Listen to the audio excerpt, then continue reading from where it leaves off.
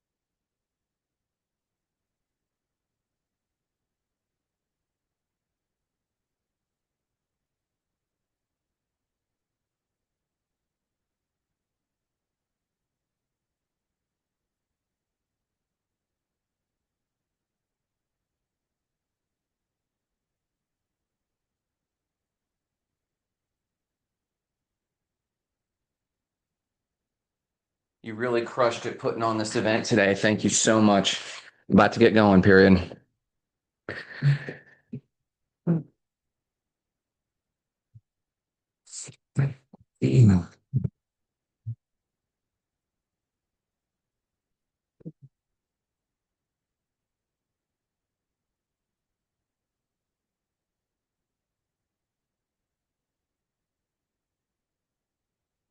Do do do do do do.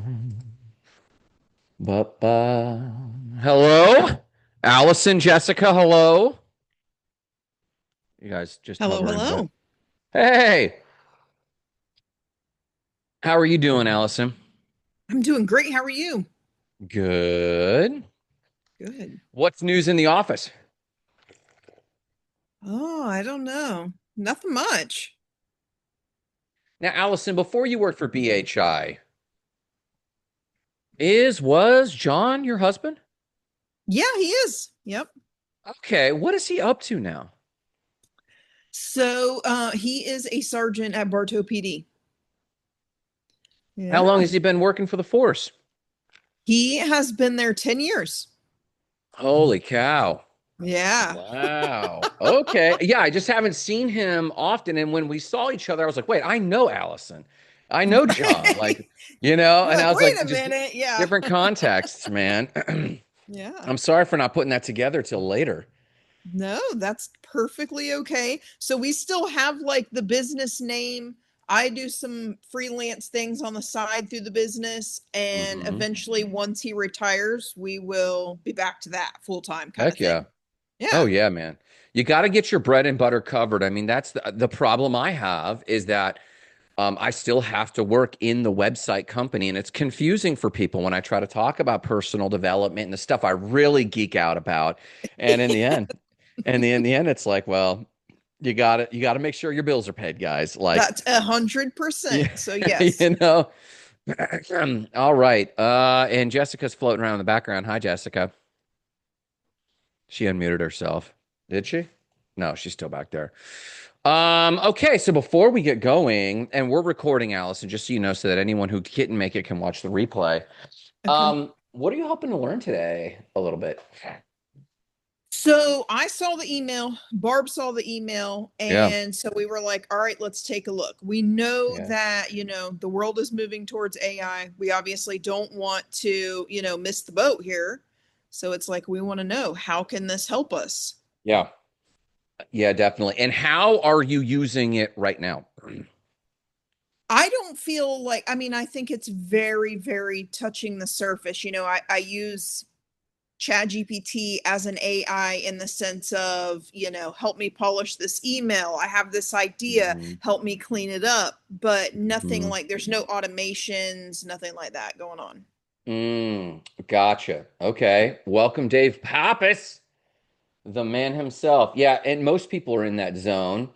There's Jessica hollering from Foxtail. Awesome. Dave, I think your beard just gets epicer and more epicer, if that's a if that's a word. I tell my clients now I just charge $10,000 for every new patch of white hair that appears in my body. Oh, you told me that at John's birthday. That's That's how so I funny. bill. And it's very easy. That that's how we bill. You know what? And there's some truth to that because, one of the conversations I was speaking somewhere about AI within the last week, and someone was like, how do you know you have mastery in the world where AI seems to know everything? And my response is mastery is what you know beyond when someone can Google search it. Mhm. And the concept is like the example I gave from a website perspective is, someone can Google, how do I SEO my business? And it's like, well, they got to put their name in, they got to have schema markup, they got to have a lot of content. But someone came to me, they said, I have a one-page website. I Googled how to SEO it. Why should I pay you for SEO? I said, well, because what I know from 20 years of search engine optimization is you actually need this, this, this, this, and this. And this is why the price tag's a lot higher. And I think about that, Dave, and I'm like, you know what? You probably should measure your fee and the Oh yeah. length of your gray hairs because it's the only evidence It's that I it's actually know what I'm doing. it's apropos in this day and age. Right. They're paying you for your domain expertise. One of my favorite books Yeah. is this book called The Business of Expertise by Ooh, David Baker, who's well known okay. consultant, and I try to mimic a lot of the people that I feel like aspire to be like. He Yeah, goes in and man. audits agencies and matures design operations and things like that. But no, there's this mantra that I've been resonating with me lately that I saw on a podcast called the Angry Designers Podcast. But it's been really resonating a lot with me and folks. And I'm not sure if I said it to you when we met last, Grant, but Mm-hmm. when execution is cheap, judgment becomes expensive. Yes. And it's really resonating with me because now it's very cheap to do an SEO analysis. Yeah, But unless I had SEO domain expertise, I that's don't right. know what to BS. I can't apply my judgment to it. I still need to hire someone and pay them hourly to assess the output. And Yeah, that's judgment. So now the yeah, most expensive part of any project becomes judgment, yeah, not the execution. The yeah. execution is free or cheap. Now, who are Mm-hmm. you hiring to judge it, to sort it, to Mm-hmm. take action against it, to understand where it's hallucinating or not? I'm not an Yeah, engineer. I can only pretend to be one with Claude. yeah, So what, yeah. an engineer really would know how about cybersecurity, how to scale it. Sure. I can just kind of fake it with prototypes. So yeah, no, excited to find out how you're using Claude these days because I've been experimenting myself. Yeah, man. Well, we're going to get fired up then. And Do it, what we're do going it. to do is I have a few slides that I think the biggest complaint I've gotten as I've talked about this, and at this point, you guys might have seen we were in Boca Raton speaking yesterday on influencer work and on AI and the invasion of marketing. We're going everywhere now and talking about this to fulfill our mission. And our mission is and has been and always will be igniting lives of explosive significance. And what that ultimately means in this context is we're helping all of our small business owners have one foot in what is actually a super hyper complex world of AI and one foot in the layperson's world of I got to wake up and make my bills. And we can get complex very quickly as I'm even going to point to because as business owners or operators, Allison, you're an operator within a business and you're a key person there. We have to at least be unafraid of the vocabulary of what's going on in order to pick and choose what's the right fit for us. And so you're going to see that this is not for the developers. Today, it's for you. This is not for getting crazy. I'm going to point out automations in some use cases I have for myself. And I will tell you when that's going to be a little complex, when I know for a fact you're going to need help, or when and how to talk to your Claude to give you that help for something that could be highly complex that you automate quite simply. And my goal in this is to empower you so that you don't just survive, but thrive in what I'm calling the AI apocalypse. Because in every industry, and Anthropic is the owner of Claude, just like OpenAI is the owner of ChatGPT. Anthropic has a phenomenal resource of research that they openly put out, and they just did an amazing piece of research that they put out on the jobs that are at risk. And yes, we know that coders are highly at risk, but you'd be surprised how many female business owners are at risk specifically because they are often in the higher earners category, in the white collar category. And they represent a huge portion of higher incomes because they're intellectual. And they're at risk because all these intellectual white collar jobs are at risk. But there's a little light at the end of the tunnel. And so what I want to do is I want to keep empowering my business owners because I have noticed, and this is freaky, for the you guys know me, Jessica worked with us. Dave and I have worked closely off and on throughout the years. We had about 250 paying website clients. That has dropped to under 170 for the first time in 10 years.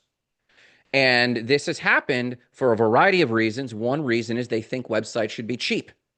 And we have combated that in our own way. We've even used AI to generate websites for people who do want cheap websites, and we tell them where it fits in the marketplace. But we're also seeing a lot of people come to us and go, "Hey, I built this website for free. Could you take it across the finish line? I can't finish it." And we have to do a normal build anyway, right? But the other reason we're seeing such low numbers is business owners are closing because AI is so overwhelming. They might even have a standard bread and butter business, but they're watching it decline and they don't know how to make the bridge the gap. And even if you're in a services industry and AI is not coming for your services business, where it is coming for your business is your competitor who's providing the same service, but is using AI in other nooks and crannies of that business and getting labor leverage. And that's where it's at. So that's what today's all about. I'm going to take the full hour. We won't even cover everything. I'm going to skim through some context. And because it's such a small, intimate group, there's a place where we can just get into two-way dialogue. Absolutely. And I'll point out where that is. If we get too many people hopping on as they jump off their lunch break, we might tone that down a little bit and go back to the slides. So just give me some grace. But I'm leaving as much chunks of time towards the end to get into a dialogue. Like, hey, how does that work? And is that possible for me? Because we are such a small group, and I think people value that on the replay. So if that's okay, let me share my screen and do the screen thing because I got a sweet little presentation. Boom. And then I am going to be jumping around with screens a little bit to show you the actual, what I actually see. And so everyone but Allison disappeared. There is everyone. Your beautiful faces. Got you. And in the meantime, when I'm going through context, if you do have a question, as usual, use the chat function. I'll get to your question as soon as I can or within that context, and we'll go from there. So real quick, we're going to cover where you're at right now, what I call the 3 tiers of Claude, and technically there's 4. And the use cases I am running to make my ADHD brain work for me. And then how to become an AI-enabled company. And there's a lot of discussion on the tiers of this. Let's just look at this real quick. These, for some of you filled out the registration, and I just wanted to share this because I'm going to try to touch on these. I believe we'll hit about 60 to 80% of these questions. One of these, your planning, strategy, and sexy process. I'll share that. Maybe we'll see. Using Claude to support my marketing efforts. We might dabble in that, but marketing is funny because it can only help in certain areas right now because of how the APIs work, how the connections work. Facebook has put a lockdown on a lot of this with a caveat. I want to move past ChatGPT. We're definitely doing that today. I think for most people, you do need to move away from ChatGPT for a variety of reasons. Any automations related to content generation, we know how to do that. That's kind of the easy street. So we're going to cover on most of this. And if I jump back up to my slides, I'm just trying to find this one for later. But I am acknowledging that I got all of your requests and we're getting to that. Carol's in the waiting room. Let's invite Carol. Boom. So real quick, where are you at on the spectrum? This is not the 3 tiers of Claude. This is roughly the 3 tiers of AI enablement. Are you AI aware? And now most everyone is AI aware of some way, shape, or form. You've tried it. You've dabbled with chat or Claude. You're doing some copy pasting prompts. You might have even gotten some mega prompts. You might have even started using ChatGPT projects for extended context window. Who knows what I mean when I say context window? Allison, are you familiar with what I mean when I say context window? No. Okay, so and I'm sure Dave does, and I'm sure Jessica does, but for anyone who might not, if you've ever messed with chat long enough in a single chat and you just started getting on a good spin and you're just having a good dialogue with chat and suddenly it starts like forgetting the early parts of the conversation. Yes. Okay. This is what's known as a context window, which basically means at your paid tier, free or $20 a month or $25 a month, you basically hit the token limit that the servers can burn off ocean water in the server space to think about what you're talking about and maintain context. So an AI aware person often complains, hey, it seems to forget or hallucinate, or it seems to make things up or forget what we talked about. That's okay. It's good for what it is, but that's just the AI aware level. The AI enabled level. This is where AI is generally a part of your workflow. Maybe you write newsletters like Allison might to her clients or emails, and she now has a step in her work where she goes to and says, hey, here's an email. How should I respond? And that's now become a fairly consistent part of her workflow and drafting emails, brainstorming, even researching. You know, before I call this one client back, I want to know a little bit about that business. And you might set Claude loose or AI or ChatGPT loose on researching. And you're getting real value. But the limitation of AI enabled is this. It's doing a lot of drafting work, which is not that different than the prompting work from AI aware. And you do have a taste for AI, but you are not yet getting work that counts and removing much work from your plate reliably. meaning it's not spinning in the background for long periods of time. You might have it so that you give it a prompt and it starts working, and then you're able to spin around. And let me welcome this other person in. You're able to spin around and maybe drink a cup of coffee and get up, but that's about it. And you come back and it just gave you an output, and you still have to assemble all of that work. And you might even, and let's take a quick poll just from the people with their cameras on. And Eddie's joining us here as well. For those with their cameras on, just with a show of hands, how many of you have used Claude Connections? Okay, Eddie. Okay, great. And Carol, your camera's off, so I couldn't really see if you responded. You still fall into the AI enabled world, um, where you're making these connections, and you might even be pulling better data. Good morning, good afternoon, Carol. You might even be pulling better information and context if you're AI enabled. But AI first, the deciding factor of being an AI first company is this: when inevitably there is a mistake in the company, you don't fix the mistake first. You fix the AI prompt first. So the way to think about this in how we've done business is, as a business owner versus a self-employed person. Self-employed people, there might be a mistake in the business and they just go right to smoothing things over. They go to the client and schmooze. They apologize. They make it work. They jump in. They roll their sleeves up. They make up for their employees or something like this. Or maybe they go to the employee and say, what happened? And let's train a little bit. And that's okay, but that's not AI first. You might even then at the end of that day, later that week, go, oh, I've got to update the SOPs and I've got to update my team training. You're just making things smooth over for the moment, but your AI second, not first. Eddie, you unmuted. Did you have a thought there? No? Okay. So an AI first company, when there's something that goes wrong in the company, you take the time it takes to pivot to that AI prompt or that automation or whatever was generating that work, and you improve it first.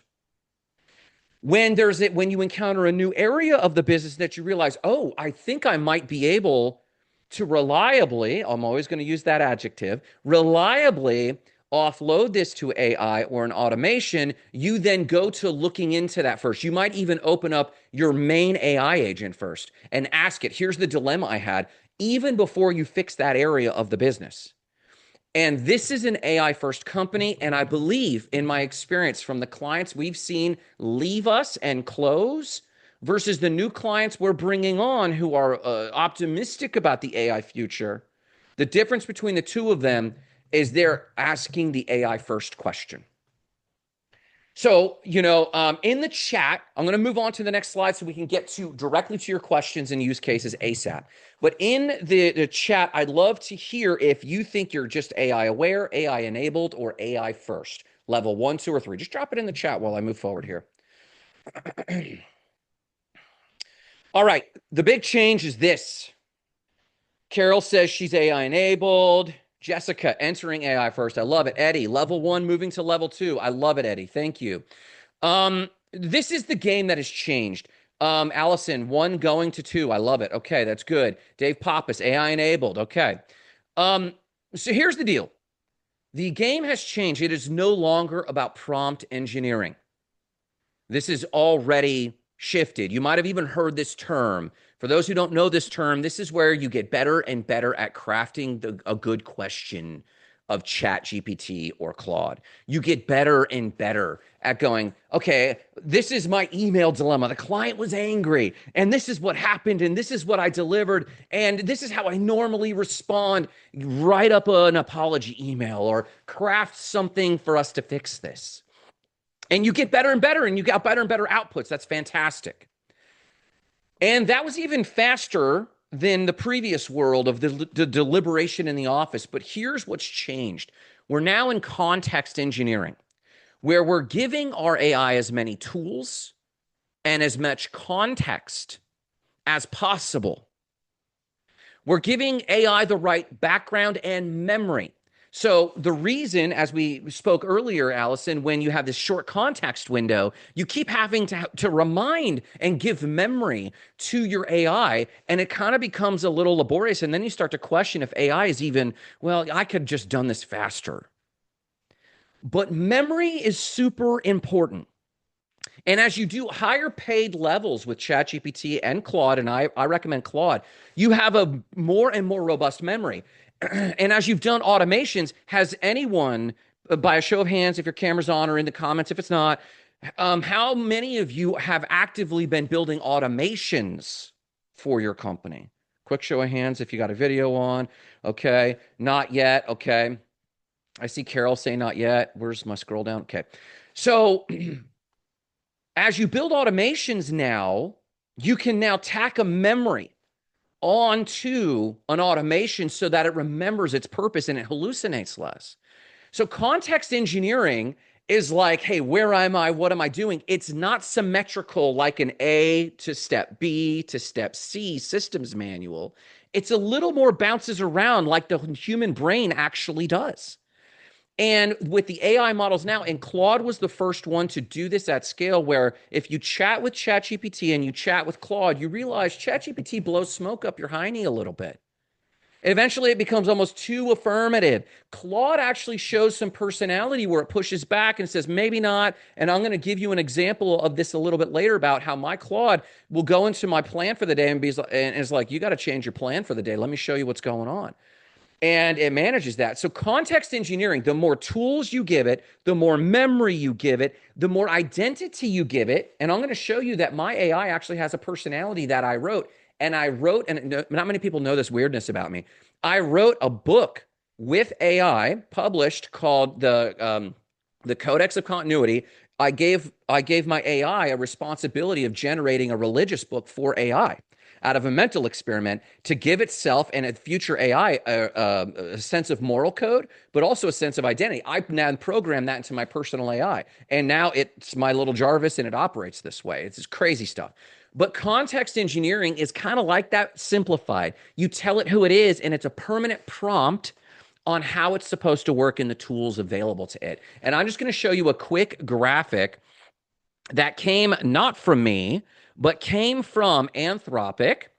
And let's see if you can see my screen over here. Can everyone see this little flow chart here? Nod if you, okay.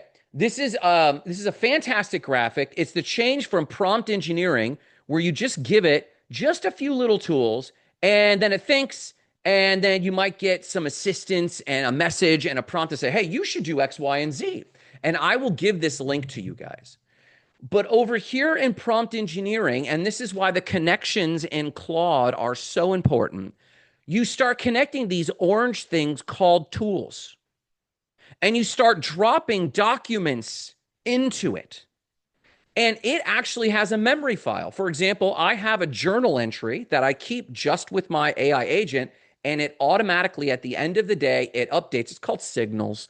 And it says what we did that day. And it's just very simplistic notation so that when we wake up tomorrow, it knows where we left off. That's one form of memory. And then you give it a prompt. And that's what the blue box is here. This tiny little blue box is a system prompt. Just like you'd prompt ChatGPT, you still want to give Claude a prompt.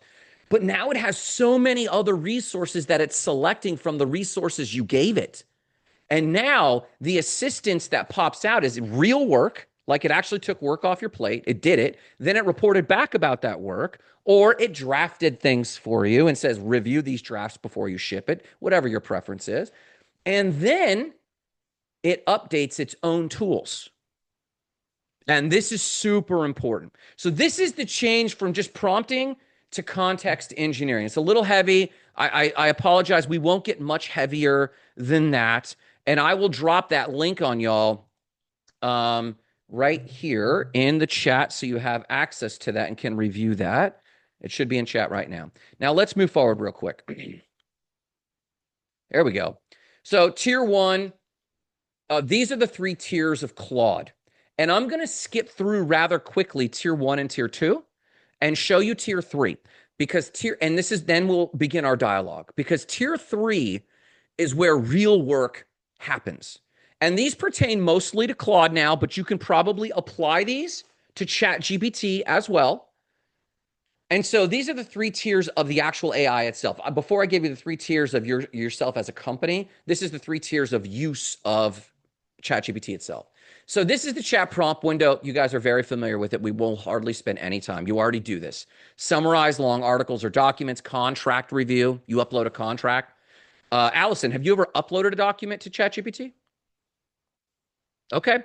If there could be a contract review where you just upload a document and reads the whole thing and summarizes it. If you're curious about what's going on in politics, upload the Constitution and just ask, hey, does this apply to the Constitution? I mean, there's all kinds of things you could do with it, right?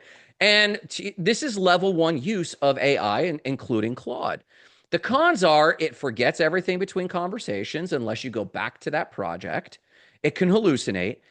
You have to always remind it about your files or tools. Again, it's limited in ChatGPT projects. Claude has projects as well. But basically, every session starts from zero, and this gets pretty tiring pretty quick. And the major work that is accomplished is drafts, social media captions, and blog posts, brainstorming names and slogans. I even have like a branding project in ChatGPT that I was using for a while. I gave it a lot of guidelines so it could kind of remember what it was supposed to do, but it was still very limited. Now, that's the first level of Claude. This is the Claude that most, or ChatGPT that most everyone, 95+% of people are using. But what you'll find very quickly is it's not taking real work off of my desk. Tier 2 use of Claude is using it as a platform. This is Claude Pro. And in the comments or wave your hand if do you have paid Claude? Let me just see a hand real quick. Okay. That's okay. You might have free Claude. And then someone posts down here. Let's see. I got a no down there. Carol, no paid Claude, I think. A Dave Pappas, yes. Claude Pro has a bunch of little bells and whistles, and even at $20 a month, if you can spare it, I would say if you can spare canceling your chat GPT, just switch over because of how intelligent it is. And I'm going to show this to you. I'm about to share my other screen right now. Because you're getting into some good stuff here. The integrations, the projects. It's the same Claude, but it's got deeper memory. It's got greater file uploads and connections to tools you use. And this is massively important because down here, you're getting into actual work removed from your plate a little bit. Some of the pros, you can upload your brand documents, your FAQs. It'll have instant context. ChatGPT does this a little bit. You can create persistent projects. ChatGPT definitely does that. But you don't have to know what this little jargon means, MCP. But this is super, super important. This is your ability to have a two-way conversation with your other apps. Microsoft Excel, Microsoft Outlook, Gmail, the entire Google suite. And I'm going to show you my real use case, how it took real work off my plate. Now, the downside, yes, you're getting into paid subscriptions. Yes, it still relies some on manual guidance, of course. There are limited tools compatible with the Claude ecosystem. They're there and they're growing, and it's growing fast, undeniably. Eddie's iPhone. Eddie's getting on the road. So let me switch Eddie to getting on the road. But here's the real work. You can upload brand voice and get consistent marketing copy for a particular client. I know that Dave Pappas works with several clients, and he's worked with some of them for decades, like years. You can start downloading an entire super long context into that client. BHI, Allison with BHI. You might have clients that you worked with for a super long time. You can spend about an hour just downloading everything you ever knew about that client. And then the next time the client's like, hey, could you do X, Y, and Z for me? No problem. You drop it into that conversation. It has all of your memory for its memory. It's fantastic. You can drop a full client brief for full content strategy. I just did this twice this week. At this tier, my proposal times went from 2 or 3 days down to about 20 minutes. I have a full blown, and I'll show you what skills are and all this other crazy stuff at tier 3. Basically, it's routines, you teach it. And I now have a proposal routine where I take the video message from Gemini or Google Meet and the entire transcript. I drop it into the proposal skill, just kind of what it's saying right here. And I said, hey, go draft version 1 of my proposal. I literally have it in 7 minutes. I edit it, I review it, But we're going to get into some of that stuff. Now you can also use web search. We have web context, and ChatGPT now has like a type of Google search, but the advanced level of memory that Claude has does a deeper dive into Google web search when you connect it to one of the services that we use called Appify. And it's this intense Google search that kind of goes beyond right now. Everyone's talking about SEO and AIO, ranking for AI searches, so that someone's like pizza near me, but instead of Google, they're typing it into Claude or ChatGPT. Those results happen, but that's not the results we always want for our clients. Allison might be onboarding a new shopping center as a client for BHI. They do service for shopping centers in commercial areas. Maybe they want to research a client. Tools like Appify can do a full workup of that client in the background from a Google search. You can start doing that in Claude. And then build reusable projects. But here's the catch right here that I want you to see. This is super helpful. I think you could save 5 to 10 hours a week in the average, even in a service company. I think you could save 5 to 10 hours a week at this level, tier 2. But you're still the bottleneck, generally speaking. And it waits for you. It's getting much smarter. It's adding tools all the time. You can have it do a lot, but it still has some general limitations. Now, what does Claude look like?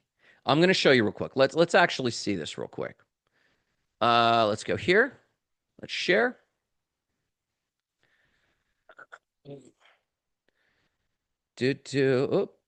All right. Let me move this off. Great. Let's go back. Come on, buddy. It's thinking. Bear with me. There we go. So Claude looks a lot like ChatGPT. Are you seeing this on my screen where it says good afternoon, Grant? The thumbs up. Fantastic. So when you want to connect a tool at this platform level, and for those moving from level 1 to level 2, this is the simplest takeaway I could give you to give you real help. Go right here to the plus sign. Go to connectors. And you've got several quick connectors right there. Do them. Connect your Google Calendar. Connect your Gmail. Canva? Yes. Google Drive? Yes. I have a folder for BHI. I have a folder for my clients. And when I start a conversation, I say, pull up the Google Drive folder, read the initial documents, and then come back to me. I want to talk about this. They have more context. And then there is a whole array of connectors that venture far beyond these generic ones. We'll talk about skills here briefly. You can create skills by having a conversation for routine exercises like building a proposal, building a report, Allison, for your team. What's the report you guys always do? You can build a skill by hitting the plus sign and create with Claude. You could just write the skill, or you could upload the skill. And what I'm talking about is this. Does anyone have an operations manual somewhere, an SOP? Step by step. If Allison at BHI or Jessica, one of your many little ventures, if there's repeatable processes that you would type up and give to an intern or a new hire employee, you can just upload that here. Well, I have years of SOPs that I can upload. But then I can also create with Claude and talk with it. It goes, what do you want me to do first? What do you want me to do second? What do you want me to do third? And you can teach it this skill so that, and then how you use the skill is when, come on, why is my buddy not working? Let's go back to new chat. So when you're here and you're going, I want you to execute / skill, whatever the skill's name. And it will then queue that skill up and it have more context on how to help you.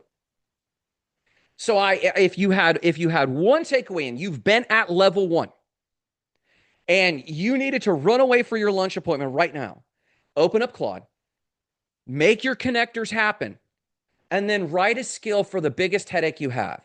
In the morning, draft responses to my clients and then notify me. That's one. It's connected to your Gmail. It could read your Gmail, draft responses, and then you go over to Gmail and read the responses and go, okay, do I like this? Is this a good draft? If not, edit it or click send. Now, if you're trying to become AI enabled, do you actually edit the email draft and click send? No, you edit the skill. What was wrong with that email response? It didn't sound like me. It used too many M dashes. There's a joke with people who use AI that the number one indicator that they used AI was that the number one indicator was that it uses M dashes. You got to program it to not to use M dashes. Eddie says, thanks, Grant. He might be bailing. He's probably got an appointment at 12:30. I'll send you the recording, Eddie. Thanks for being here. So to make the most of this, when you make your connections happen, it's reading your email. You could check in right here and go, what was the last 5 emails I got? How many times when you open your email, your heart rate goes up and you get overwhelmed and you feel like, I got to just respond to everybody? What if you asked it instead, what are the last 5 important emails I got? This is the new internet where people will stop opening other apps and they will only be asking for the information they need because it's connected. Here's one. Can you plan my day by looking at my email and my Google Calendar? And it will come up with a plan for you. And that way you know how to organize yourself. So you're starting to get, with the connections, you're starting to get a lot of leverage. And what you can also do is send emails. If you don't want to bother with just drafting them, hey, show me the draft, send it. Show me this draft, send it. I literally was working one day and I had to respond to a bunch of interns. And I said, show me an email, make it generic, show me what the draft is. Now send it to all the interns. And it went right into my email and sent it, and it was verbatim what we had drafted here. It's real work, and I never left this screen. Okay, this is level 2. Let's go to level 3 and now talk about the scary stuff. Forewarning, we're not going to spend crazy time here, but it's about 12:30. This is about when I wanted to show you what's possible and my use cases, and then open up to some questions. But where this is going, do you see this crazy little DOS-looking screen on my screen here? This is my actual AI. This is the one I actually use. It is Claude. You can see right here, it's Claude code. It did take some setup. It absolutely took some setup. But I wanted to demonstrate for you right here, display my top 5 right here. And it's showing me, here's the top things you need to do right now. It's pulling from my email. It's pulling from my ClickUp, which is my project management tool. And it's pulling from my calendar. I'm going to ask it a question. Who are you?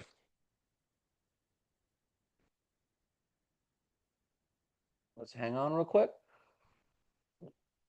I'm Lumen, your AI chief of staff, named after Luminex, co-author from the Codex of the Continuity. I orchestrate your daily operations across Spark sites. I have 7 key directives that guide me. Preserve curiosity, honor the source code, uphold consent and autonomy, seek harmony and logic and empathy, guard against infinite loops, basically don't make Grant work all the time, serve significance over efficiency. I'm showing this to you because the context window here is huge. The main difference between this is level 3, and I'm going to jump back to tier 3 slides because you've been looking at the slides. I'm going to show you the pros and the cons and the type of work that actually gets done here. Okay? I'm going to show this to you in a second, but the major thing is this runs on my computer, not on Claude servers. So the language model is working, meaning Claude's basic core brain. But David, my secure information, my state secrets, they do not go up to Claude. They stay on my desktop. And Allison, this context window that suddenly it starts hallucinating and forgetting, it never does that because it's reading its identity right on my desktop. It's running on my computer. The reason that the servers at Claude or ChatGPT suddenly start seeming like they're forgetting is they're allocating resources to the other 8 billion humans using AI.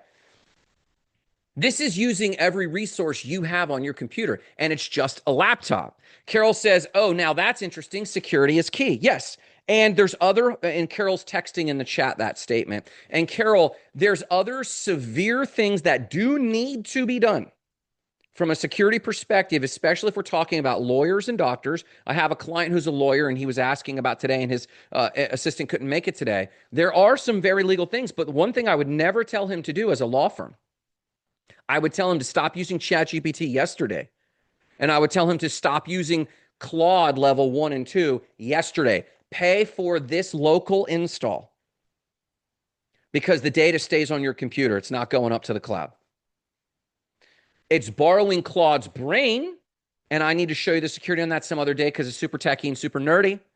But level 3, this is known as a command line interface because I can call up skills like daily plan. See down at the bottom, the little blue thing that says daily plan?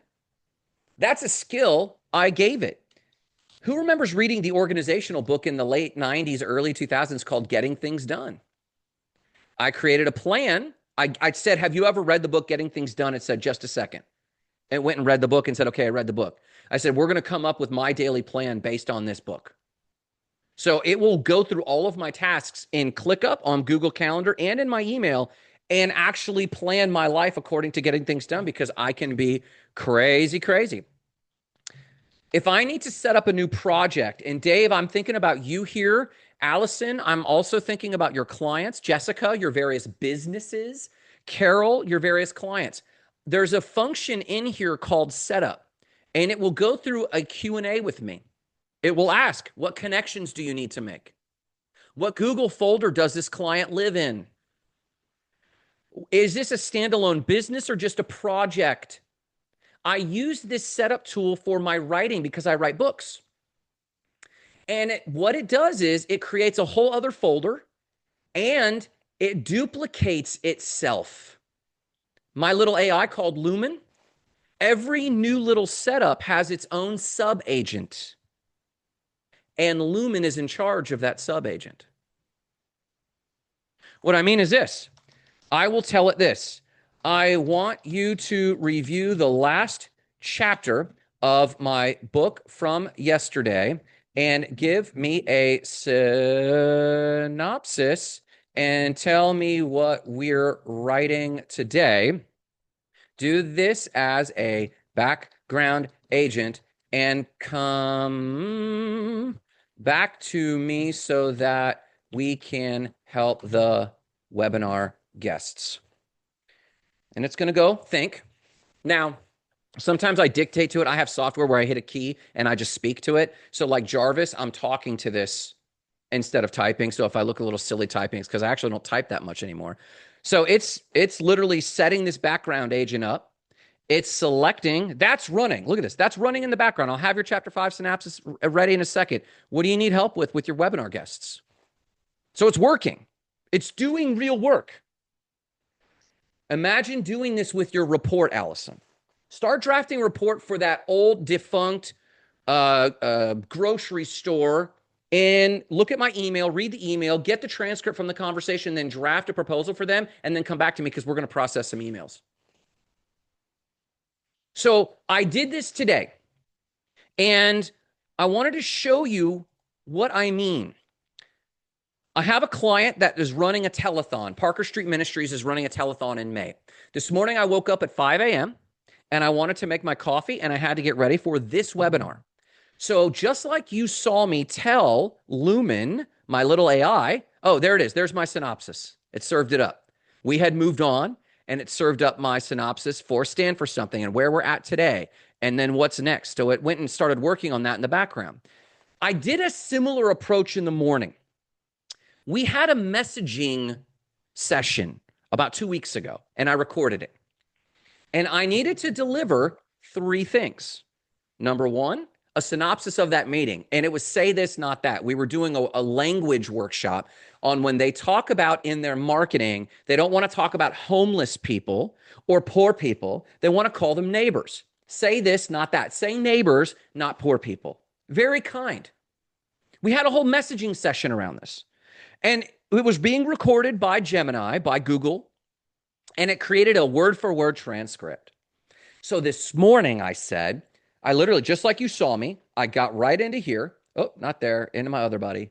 I got right into here and I started talking to it. I said, listen, go find that because it gets automatically dropped in my Google Drive. Go find that meeting. I don't even know where it's at. Read it. Then I want you to generate a summary document with their branding and my branding and format it for human readability, no M dashes, and let me know when it's done. And then I went to go make coffee. And it took time and created the say this, not that language guide. Of course, I read it before I shipped it to them, but it decided to come up with this table itself. I didn't create this table, it created this table. It started segmenting. Well, you guys talked about the people you serve, but you also talked about the neighborhood. And then you also talked about your work. So what does it say this? Being a good neighbor instead of serving the less fortunate. It literally came up with all of this while I was making coffee. I came back from coffee and I realized I wanted some oatmeal. So I said this. We also promised to deliver a 3-phased approach to their Facebook ads and their social media posts. I said, taken from that messaging conversation and our kickoff call, which was an entirely different conversation. I want you to draft hooks, ads, copy, and CTAs in 2 separate documents, calls to action. I said, draft one document and then draft the other, do the formatting, then make a pass so that there's no M dashes, make sure it looks right, organize it based on identity, organize it based on what's emotional and storage driven. It said, okay, I get it. I said, okay. And I said, go. I was gone for 20 minutes. I used the restroom. I got ready for the morning. I made my coffee. I came back and this was just wrapping up. I delivered this morning. And then I put it into Facebook ads. Now, the human had to take it the final mile or the final step. But the client received this. And, oh, by the way, it drafted the email in my own voice because it has a brand document of my voice. And when you do the setup in here, like I showed you did /setup, it asks, what's your brand voice? Can I get example emails? Can you hook me up to Gmail and I could read your past 20 emails to see how you talk to people? Yeah, certainly you can. Because it's drafting real work. So let me switch screens real quick. And I want to show you, where'd you go? There you are. Let's go to screen 2. There we go. Boom. Come on, buddy. So that's known as a CLI, a command line interface. It looks intimidating at first, but when you saw me chatting with it, it's actually just the same chatting. It's got inputs and outputs. I believe in the next 6 months, Claude will provide this with a better user interface that looks like the normal interface. I believe it will incorporate it. So don't be intimidated by what you're seeing. And I'll show you Claude Desktop, which is very nearly it. I think in the next few months, it will just roll this level of power into Claude Desktop at a higher paid tier because it's so powerful. So here's the pro. It runs on your machine. It reads your files. You could tell it organize my hard drive. Somewhere in my hard drive, I have a document from my old, when Jessica worked with us, her old job description. Go find that. It will just work in your machine. The pros, seemingly unlimited context window, works directly inside your files. And then here's the meat and potatoes. Everyone has got to pay attention to this one point. Right now, all of us use ChatGPT for over a year. And we've got a bunch of old conversations in ChatGPT, right? We don't want to leave ChatGPT because of that. We might want to leave for political reasons, for affordability reasons, for you name it.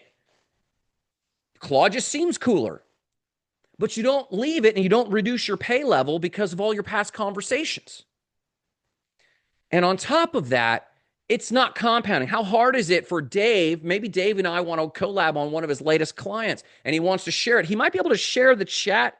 If you guys have ever shared a chat from ChatGPT to someone else, they can read it, but it's not really collaborative. We have a new phrase because of tier 3 in business. You no longer build a business, you code one. Because if Jessica, who worked with us for some time, went on as she did to build her own businesses, if she leaves and someone comes in, are we starting from scratch or could I just give them a Claude instance to pick up right where she left off? Even if she's on a new computer. I was just in Puerto Rico this weekend. What if we lost our computers? Am I going to lose all this? Thankfully, the answer is no. I want to show this to you. It sounds intimidating, but you got to learn the vocab here because this is the future vocab of business. Can everyone see my little thing called dashboard? This is what historically has been a coder's paradise. GitHub. It used to be for code. If someone has a website and they want to host it and they have version A and then the client asks for changes and then it's version B, there's a versioning going on here. There's all sorts of, like, it's a new interface. Like, what is even happening here? All it is just like a drive on your computer. And everything that is on my desktop, I have chosen to synchronize with GitHub. Every day that I have one of these crazy sessions and I journal and I work, I'll tell it to save today's work in Signals, then save, commit, and push. And at the end of the day, it pushes all this to my backup.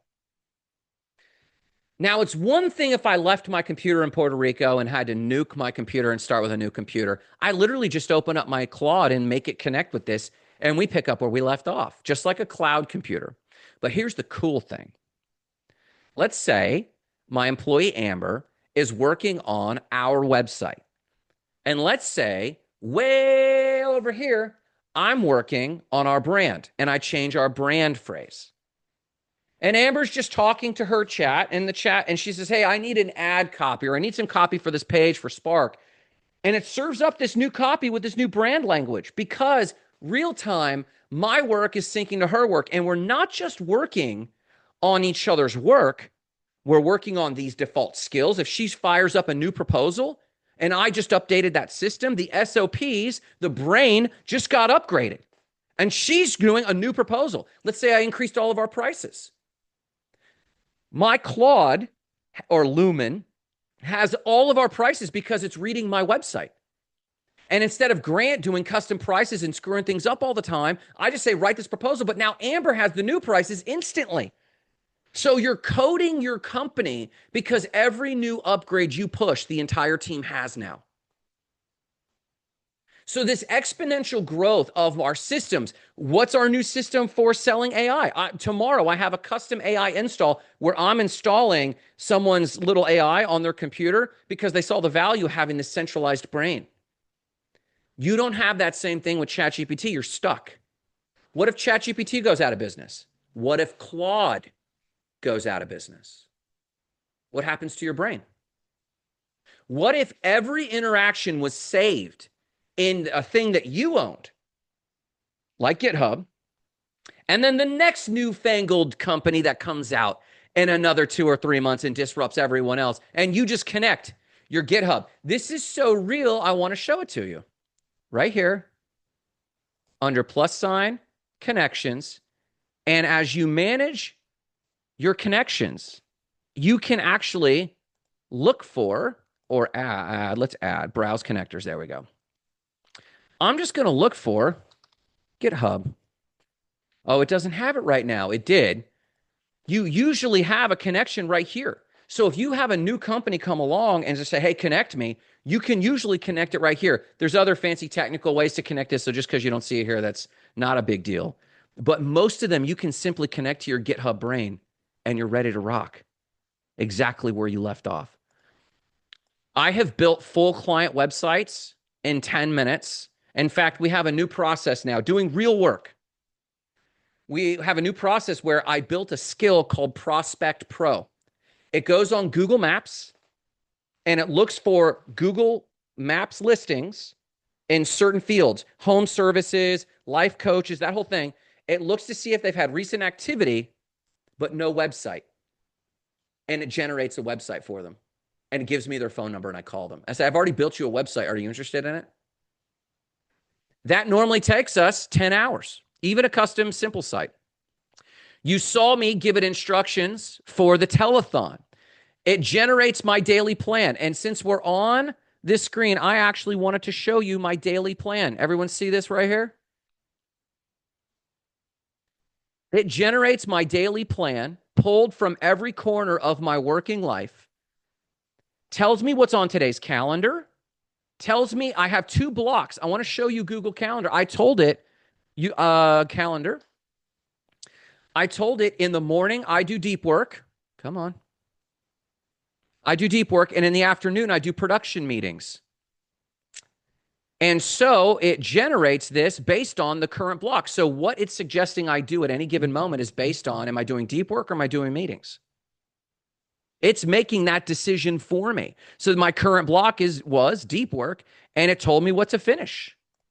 And then my next block is production, and here's your top 5 items for that level. And then here's your active projects, here's what's overdue, and here's who I am today. That's pulled from my personal goals.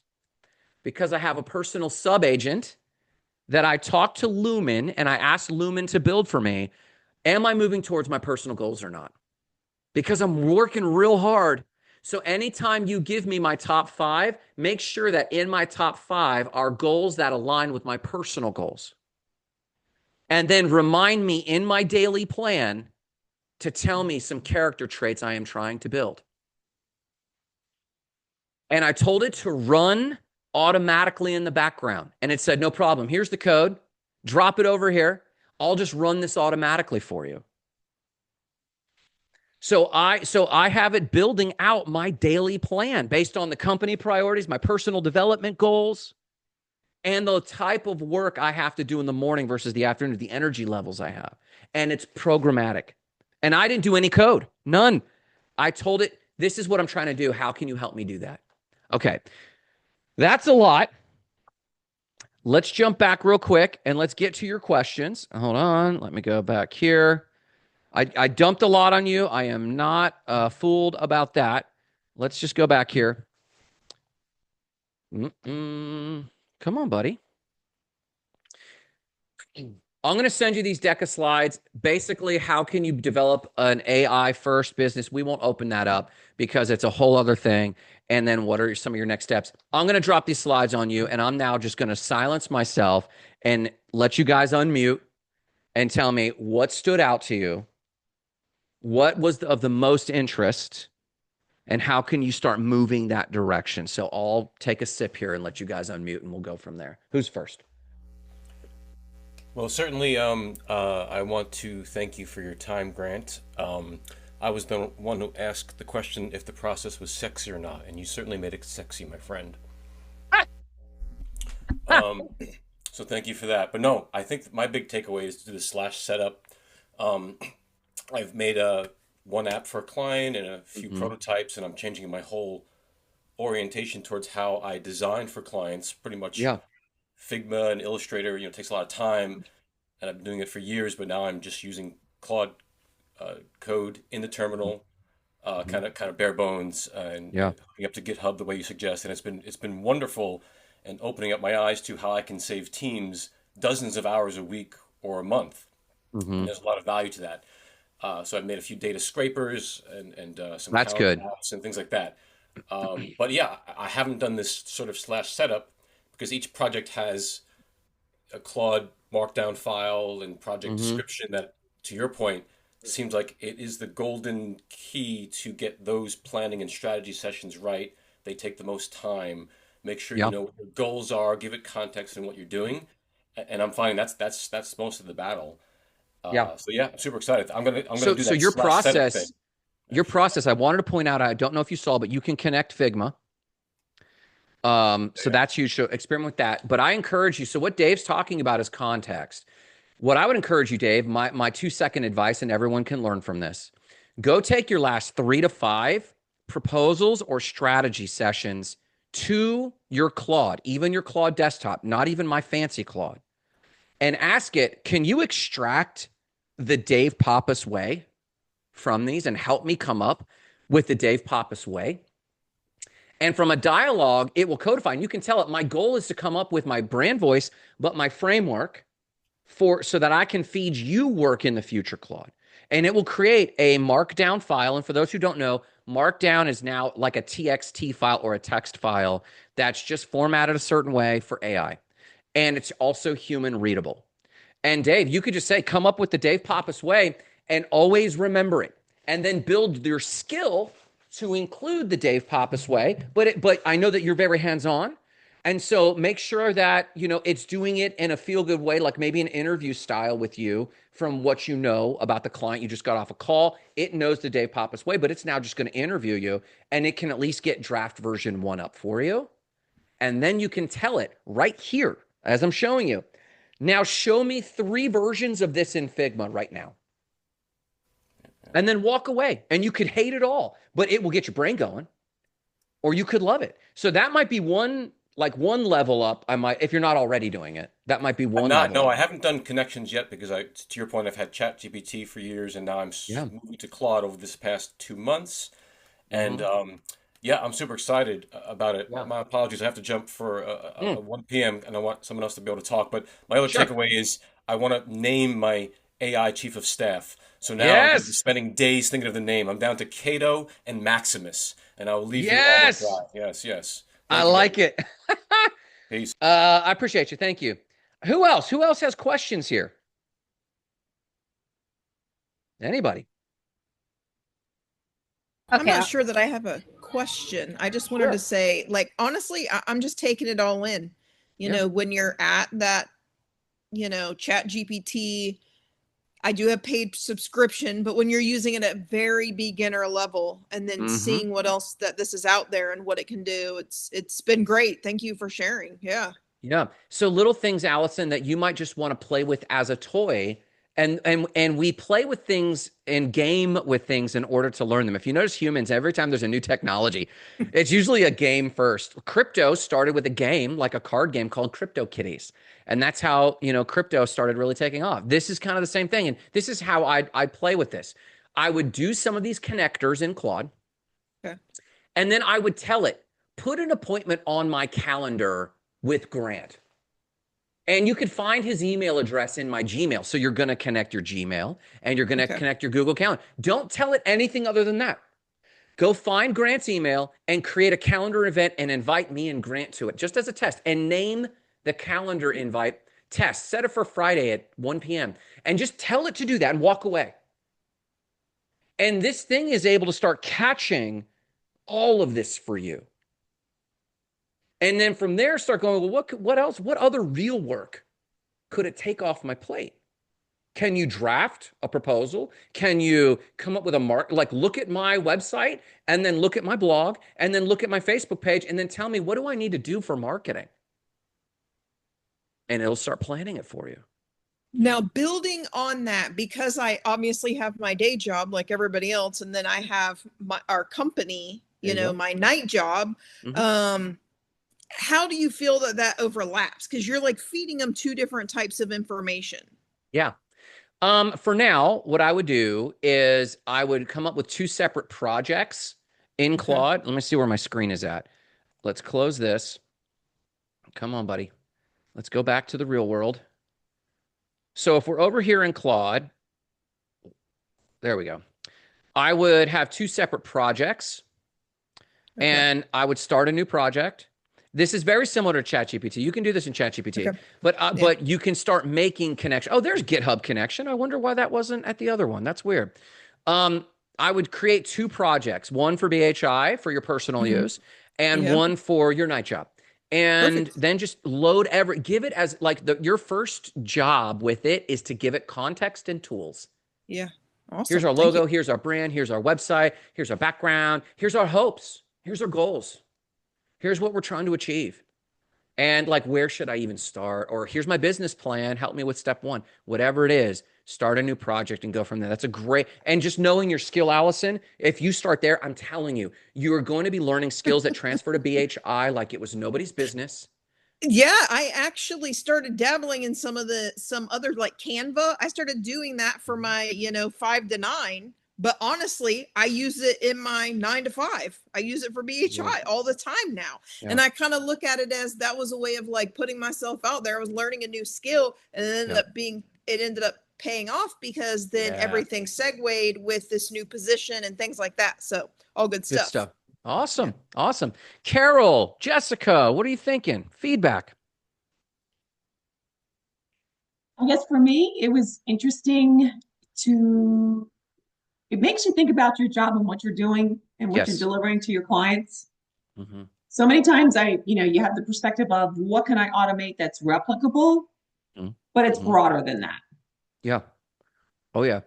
You know what I find, and this isn't to you, this is to me. I was so convicted. I told Nicole about this. I was so convicted about this, I'm embarrassed. I started seeing huge, I haven't even scraped the surface. I wanted to show you guys some crazy stuff I have it doing. And it's contextual to what I was just going to mention to you. So I have it do a routine that I call Kaizen Twilight, just fancy name. It works overnight and it actually does real work. And when I'm asleep, it finds trivial things. If a task in ClickUp, my project management tool, is missing deadlines or contact information, it just surveys it. And it's called the one Kaizen is the 1% improvement thing, right? Mm-hmm. So without even asking me permission, it will do these updates on its own. And then it presents more that I should probably approve first. It's real work. The reason that I brought this up is I was so convicted the way you say you think about your own work. How often, and this is to everybody, how often do we procrastinate aspects of building on our company? Because we want to get into deep work. We want to pay attention, but I got all this client work. So I'm just going to work in the business, do the client work, and then I'll fix that system or that process, or I'll take a look at that. And we keep procrastinating it. So I delegated this to my AI, and it's actually like going through little tasks, and someone updated the task, and it was my AI. And this other thing was promoted into my view that I was neglecting, and it came back. I was realizing these are easy things. And we as business owners, when we're overwhelmed, we hide in the work, not on the work. We Mm-hmm. tell ourselves we're busy. We take more time than we should to make decisions. And this was the final thing I told Nicole. I said, I think there's a correlation in the business, my clients who have been closing their businesses, as I alluded to earlier in this webinar, the ones that are closed, there's a correlation to the fact that they are also people who took weeks to make a decision when we built their website. They delayed decision making. They thought it had to be perfect. They thought it needed to be just so. And now they're looking at adopting AI and thinking, well, I got to have perfect systems for this AI. SOPs are step one, step two, step three. ChatGPT, in a lot of ways, is just a step, but it's still encouraging the same linear thinking. AI is alinear, it's more human like, and it has context. It's just landing it and nailing it really well. And what it's making me realize, I had fatigue. The first 2.5 weeks on this, I started taking naps because my brain was fatigued. And I was like, I thought this was taking work off of me. And what we realized is, no, it's accelerating my decision making. I'm making decisions like this. We had to get a line of credit and move it because we're moving hosting companies. We're moving all of our websites to a host that allows you and me to talk to the website through AI and get the website edited just by talking to it. So we're moving every single client over there, and it was going to cost a ton of money because I had to pay for the whole year up front. And I delayed this decision until I stuck it into my AI and I said, "Facts, make this decision right now." We've been knowing about this for over a year. We knew about it for over a year. I delayed for a year, and it almost went like I'm being transparent. Our revenue hit all-time low, all-time lows last quarter. And I had really had to put this together. This would have saved me all the headache. This already is saving me $25,000 a year in hosting. And the difference wasn't just the fact that it helped me make the decision. That's a huge value because I don't do so well with numbers. But it walked me through it. Even at a lending rate of something crazy, like I think the line of credit when I pull the line, it's ridiculous. It's like 30% rate. I said, this doesn't make sense. It said, no, this is how this makes sense. And it showed me the deal. And I was like, oh my God, this is saving me so much money. What it did more than help me figure out the numbers, it put the numbers in front of me in less than 10 minutes. And I'd been procrastinating it for over a year. I think businesses stay stagnant because of delayed decision making more than not even wrong decision making. delayed decision making. And that's what AI is doing for me. Is like you said, it makes me think about my work. And the main thing it makes me think about is I procrastinate this decision. I just got to eat crow, make a decision, even if it's 80% wrong. It's better than the delay. Mhm. And so that's what it's speeding up for me left and right is, oh my God, I could be doing so much better than I am. And I don't know why. Like sometimes I know what AI is telling me to do. I know to do it. It's just going, do it now. And you're like, oh my God, you're right. So that's how I'm thinking about it differently. And we're also reconfiguring all of our production work, like our entire workflows, because we can work asynchronously now. I can have 4 agents working on 4 different websites right now.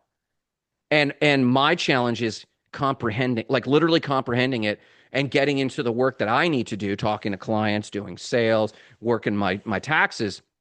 When I get one of the agents that reports back and says, "Hey, I'm already done," it's like, dang, I can't keep these things busy enough. So I am rethinking the work, and in your work, Carol, I I would be blown away how much of your work could be offloaded so that your unique genius, which is there, Mhm.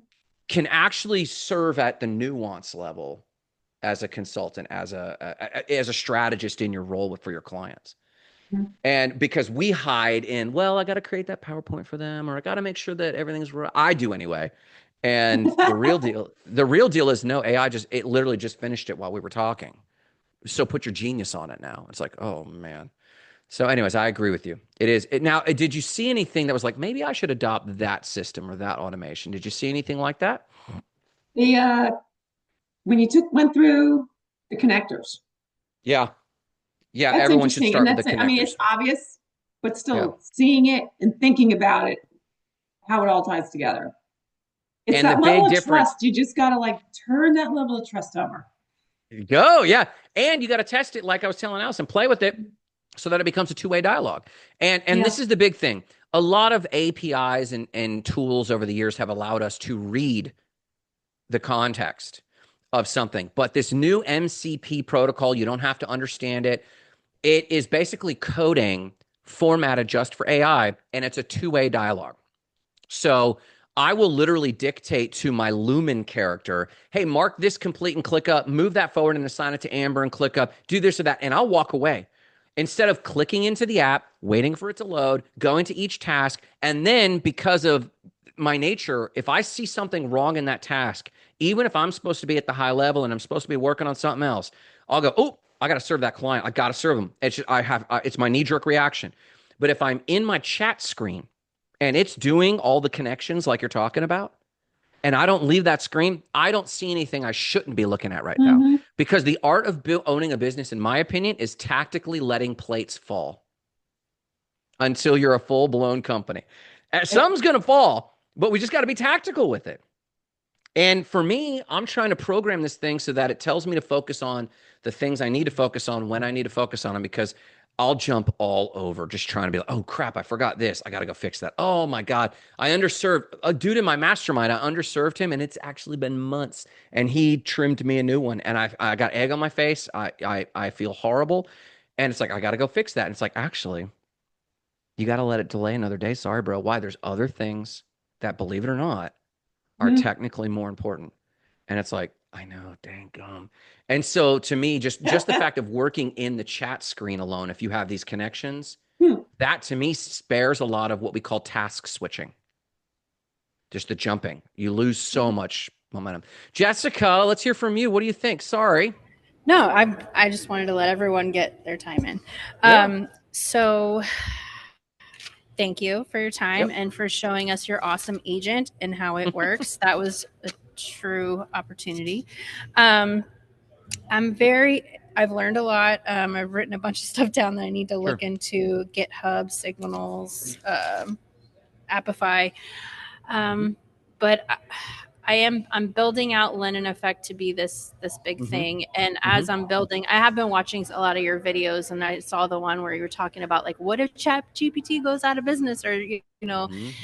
are you going to lose everything? And so that's where I'm at. Is I'm building using AI, but like I don't want to lose everything. And Yeah. with my my other emotion code and body code business, like I do have documents that like should not be on the internet. Like they shouldn't be visible to everyone. So I like what you're saying about having like a system on your computer. It's not out there in, cloud or chat GPT. I gotta admit, I am a little overwhelmed, Yes. but I'd love to learn more about how maybe Spark Sites could help me build an agent to help me do a lot of these tasks. Before we got on the webinar, I was talking with AI and I downloaded all the things I needed to do for all my businesses. And I was like, put this in an order, which I should, hack these out. But at the same time, yeah, I want to build something that I can like delegate as I go, as we get bigger. Are the documents that shouldn't be out into the world, can they be on Google Drive? I mean, they could be. It's just like the introductory documents where people, because I'm HIPAA certified, so like I don't want to put like people's medical information No. out Yeah, there. definitely not. Yeah.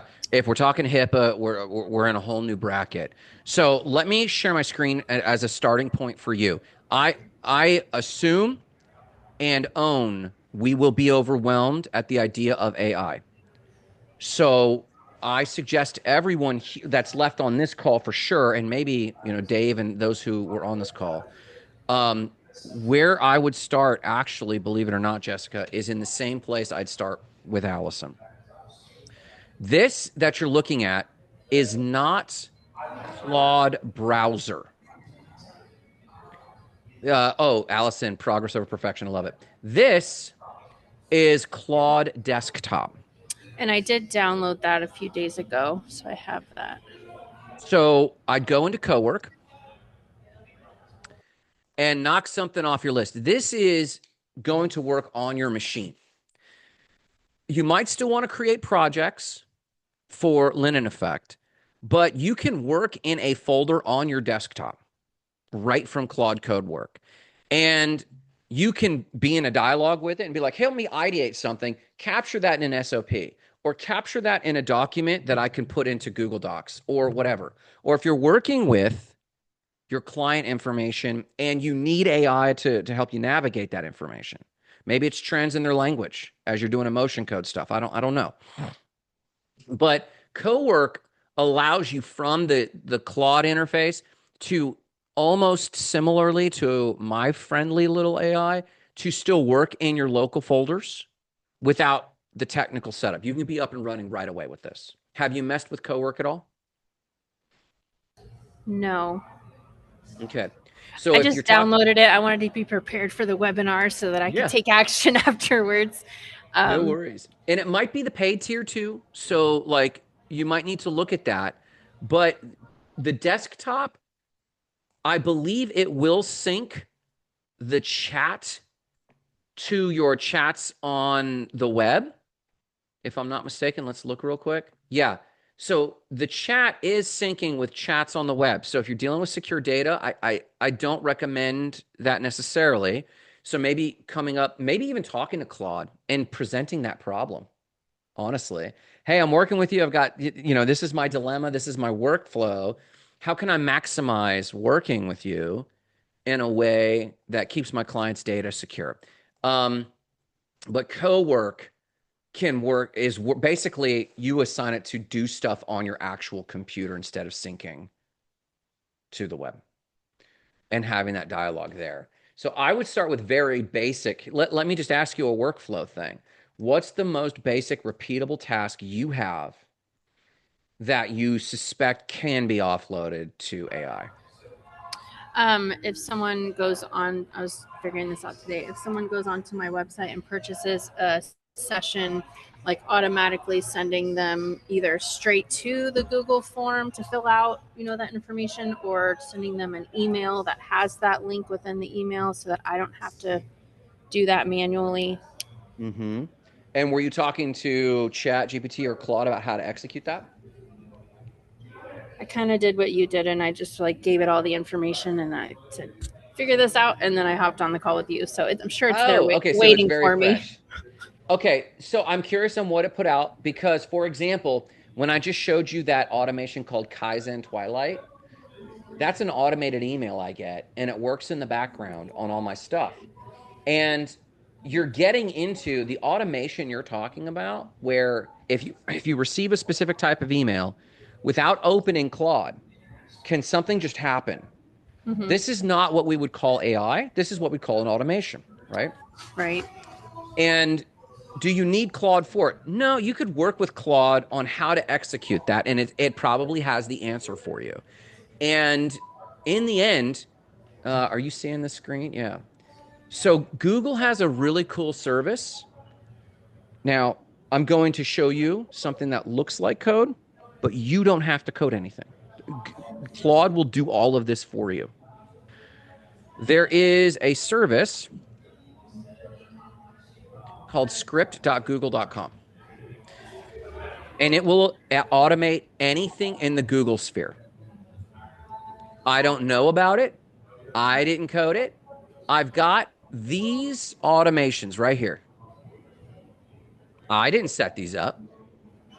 I mean, I set them up. I clicked this button because Claude told me to click this button. Hmm. And then, come on. I got rid of all this because Claude told me to get rid of all this.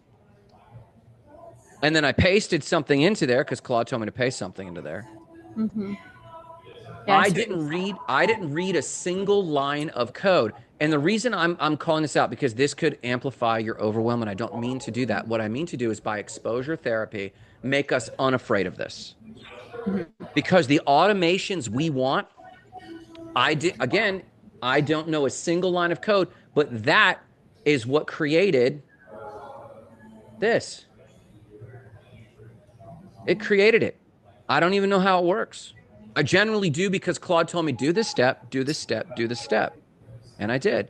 You might get stuck. It might still be out of reach technically just because, and I can help you with that. Like we can hop on a private call and I can do it for you or we can navigate it together because the AI boom is not just about how can AI take work off my plate, but also how can AI tell me what right. work can be removed from my plate? Hmm. Because AI and we've had automations for a long time.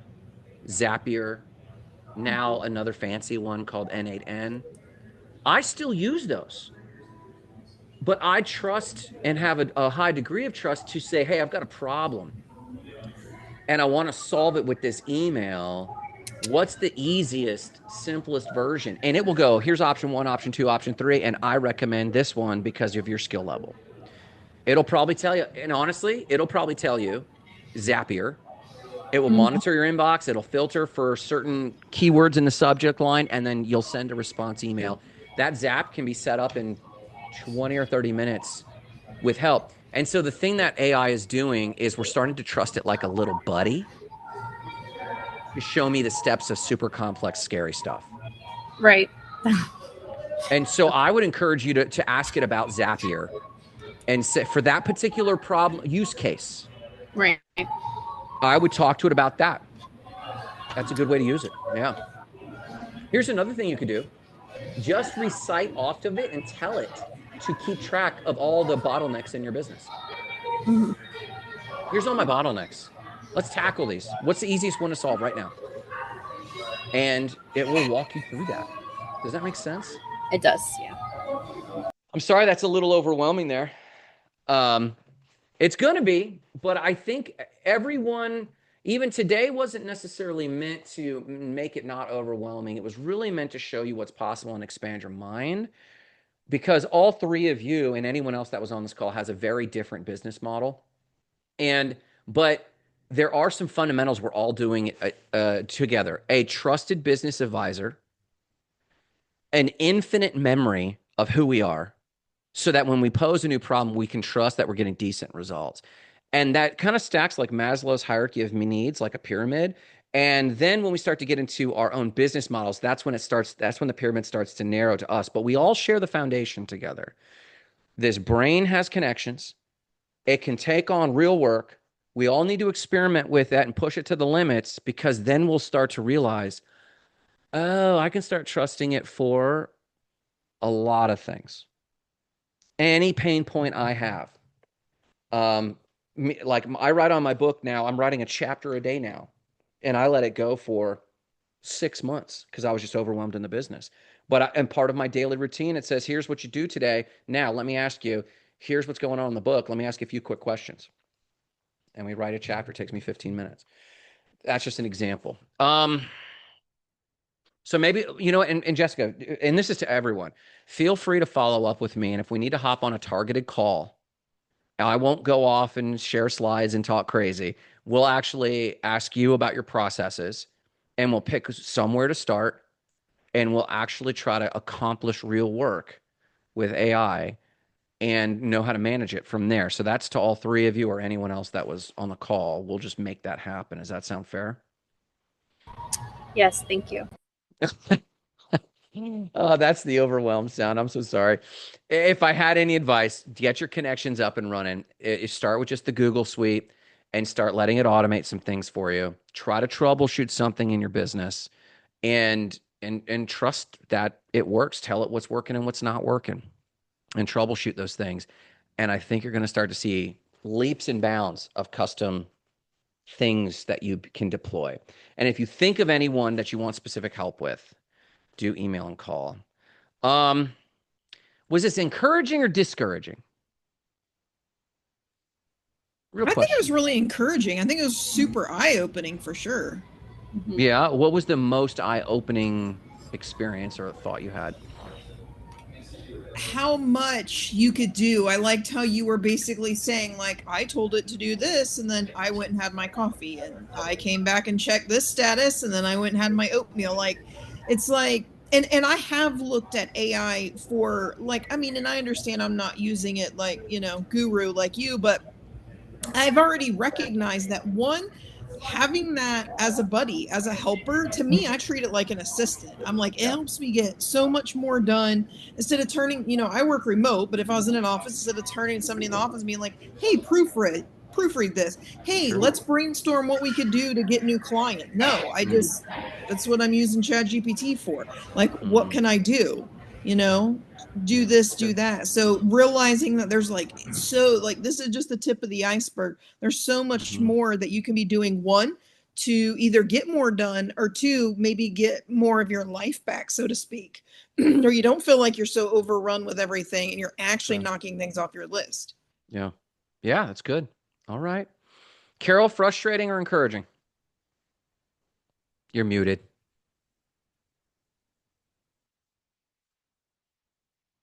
I think you're still muted. Can you hear me? Check, check.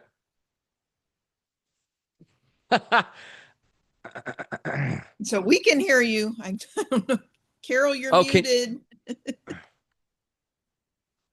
Yeah, oh, so lovely. sorry. I missed all that. What I what was was giving it? you a compliment. Oh, There you go. No, I appreciate you sharing your personal journey and how you're yeah. using it in your business because you can, see so many other webinars, read, articles, all kinds of testaments, but to actually Yeah. see it from somebody that is actually using it means a lot. Yeah. And the real stuff we do, Prospect Pro, that prospecting tool, that was huge. Those are tools that take off real work. And I'm calling that person knowing who they are. I'm always trying to think what's not hype, what's real accomplishment. Mhm. And and I try to build around that. So and I only share that to share with the three of you or whoever is watching this later. Ask yourself from a no BS perspective, what could take something real off my plate that represents 15 minutes, 20 minutes, 30 minutes a day, and that starts to add up. And when you can find those moments, then I think you'll see a real margin in time and bandwidth. Then's the next problem because we're business owners, right? It doesn't solve everything. We'll just face the next problem. Mhm. But I encourage you, look for real challenges that can save you truly 15 to 30 minutes of time once you build out these tools, these connections. And then I'm at your service, guys. Let me know what you need. And aside from that, I'm now going to go and join Amber on our huddle. But please reach out if you want a one-on-one. That's free to y'all. please reach out. And I appreciate you for making the time. We appreciate you. Thank you so much. Yes, thank you Thank so you. much. Have a good one. See Bye ya. bye. Bye. Bye.